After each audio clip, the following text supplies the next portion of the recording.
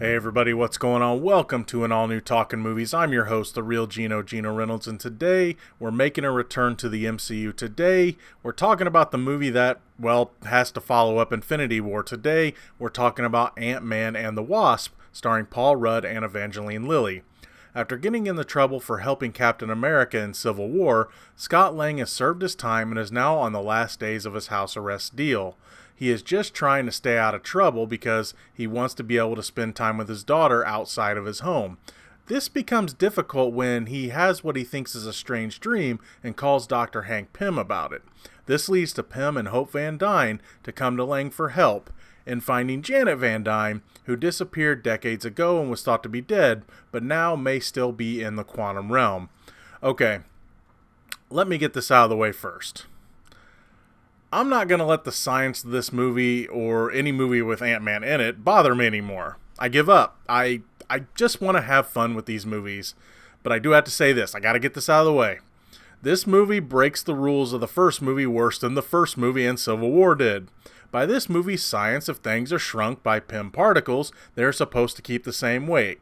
Yet Hank Pym carries a tank in his pocket and Scott Lang can ride on an ant without crushing it somehow.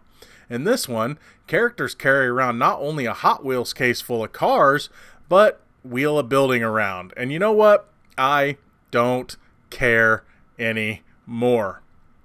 You know why? I had a hell of a lot of fun watching this movie, and I'm not going to let things that don't make sense by this movie's own science bother me anymore. Now, with that issue out of the way, let's talk about the return of Ant-Man, shall we? I think we all knew that any movie that was going to follow Infinity War was going to have a tough time. That movie was so intense and serious tonally that no movie was going to be able to top it. No story was going to live up to it, and no villain was going to be better. And to be honest, this movie didn't even really try. I'm not saying that this is a bad thing. What I'm saying is that the filmmakers and Marvel Studios knew they were going to need something a bit lighter, a bit more cheery, after what we as fans went through emotionally with Infinity War. Ant-Man and the Wasp is more of what you loved about the first Ant-Man movie. It has some serious tones, but for the most part, it tries to be on the lighter side. It's definitely a lot more silly than the first one, sometimes a bit too silly for my tastes, but I'd understand if others didn't feel the same way. Some people like these movies to get really silly. I honestly think they can go too far, but that's just a personal taste of mine. The characters are still a lot of fun for the most part. Paul Rudd is still the somewhat clueless but well-meaning wannabe superhero. While he never planned on being Ant-Man again after getting in trouble for helping Cap, something he does, which involves a lie, says that deep down he feels otherwise. He delivers the same type of humor and attitude that we've come to expect from the character. So if you liked him in the other movies, you're going to get more of the same in this one. Evangeline Lilly gets more to do this time around. I mean, her name is in the title this time after all.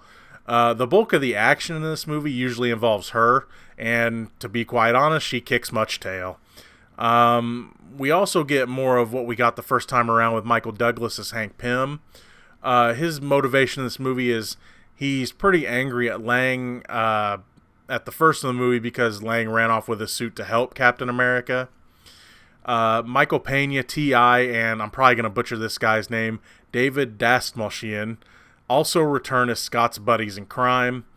I didn't go back and watch the first movie again before seeing this, but I think that they were a lot more silly this time around, which honestly kind of got on my nerves a bit.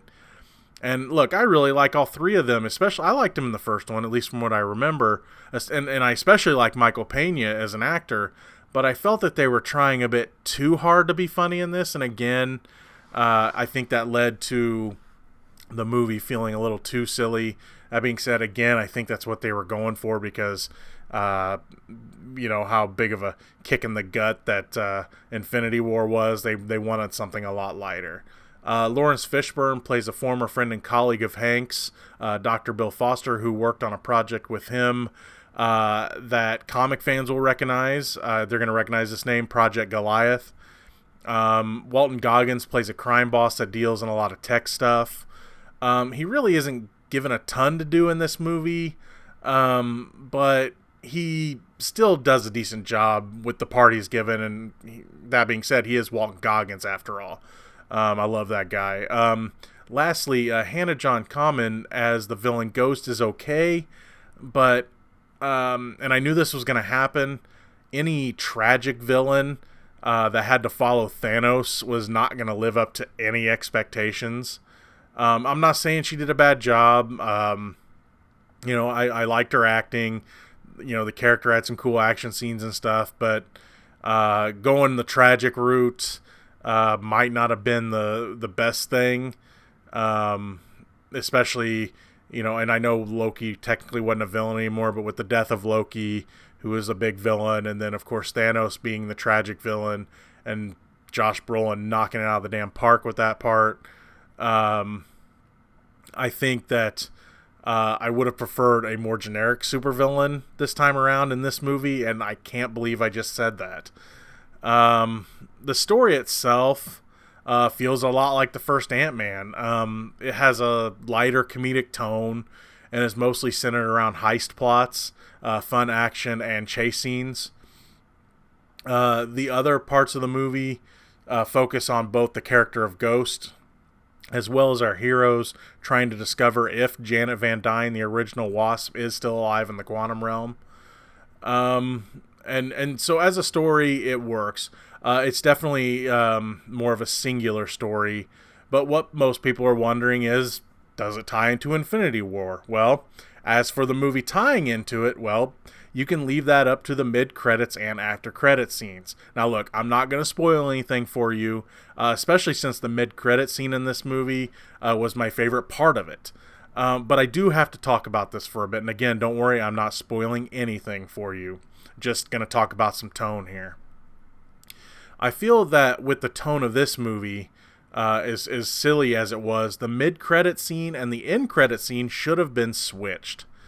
The end credit scene, at least half of it, was funny and fit the tone of the rest of the movie. The mid-credit scene was really serious and would have made a better bookend in getting us ready for Avengers 4, which, by the way, may now be called Avengers Endgame if the leaked title is true, in which I do have to mention that I had made this as my prediction, and yes, I'm sure I'm not the only one, but if it is true, it still feels pretty good to be right once. Anyway, I think that if they would have cut out the serious part of the end credit scene and made it the mid credit scene, and made the mid credit scene the end one, and then added the kick to the gut title card that they had at the end, tonally, I think everything would have worked a lot better. While this wasn't my favorite Marvel movie, I still had a lot of fun with Ant-Man and the Wasp. It has a lot of fun action, cool effects, and when the humor is on, it works. Again, I thought at times it got a little too silly. Again, personal preference. Well, I think I'm at a point where I'm looking forward to the more serious Marvel movies. It doesn't hurt to get a little silly sometimes. And again, if you like the first movie, you're probably going to dig this one as well. That's going to be all for this edition of Talkin Movies. If you like what you've heard here, please feel free to comment in the section below, like or dislike this video, and subscribe to The Real Geno YouTube channel. Till next time, I'm your host, The Real Geno, Geno Reynolds. See you later.